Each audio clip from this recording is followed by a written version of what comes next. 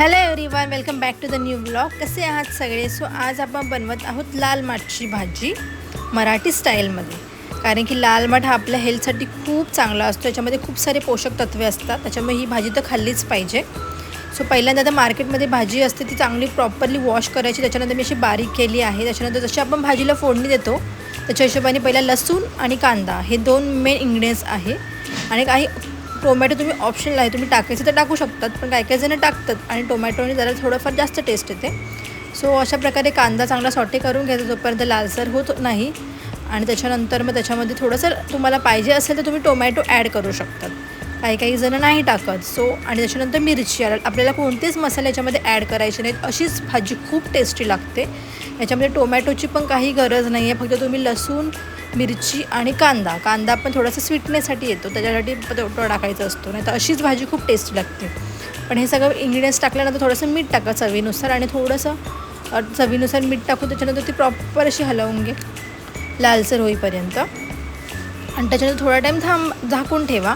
आणि त्याच्यानंतर जे काही आपण लाल माठची भाजी जी काही प्रॉपरली वॉश करून ही मी बारीक केली आहे, काही जण असेच टाकतात, पण मी अशी बारीक केली आहे. सो ही सगळी आपल्या कढईमध्ये टाकून घ्या. तुम्हाला दिसताना असं वाटलं की बापरे किती सारी भाजी बनली आहे. मग जशी ती शिजते ना, वाफेवरतीच शिजते, त्याच्यामध्ये बिलकुल पाणी टाकायचं नाही आहे, ती अशीच वाफेवरती शिजून जाणार. आणि मग त्याच्यानंतर ती खूप शिजून गेल्यानंतर खूप छोटीशी, म्हणजे असं वाटतं की एक दोन जणच खाऊ शकतात. आता असं वाटतं की खूप जणं खातील. सो अशा प्रकारे ती चांगली वाफेवरती शिजून द्यायचं, त्याला जरासं मिक्स करून घ्यायचं आपल्या मसाल्यासोबत. आणि मग नंतर ती झाकून ठेवायची. आणि त्याच्यानंतर ती झाकून ठेवल्यानंतर ती आपली वाफेवरती स्वतः शिजते आणि खूप हेल्दी असते. आपल्या किडनी स्टोनसाठी पण खूप हेल्दी आहे ही लाल माठची भाजी, तर नक्की ट्राय करा. आणि त्याच्यानंतर मेन इंग्रेडियंट्स आहे खोबरं. तर खोबरं तर नक्कीच त्याच्यामध्ये वरतून ॲड करा गार्निशिंगला, त्याच्यामुळे त्याला अजून जास्त टेस्ट येते. विदाऊट खोबरं तर एवढी मजेदार लागणार नाही.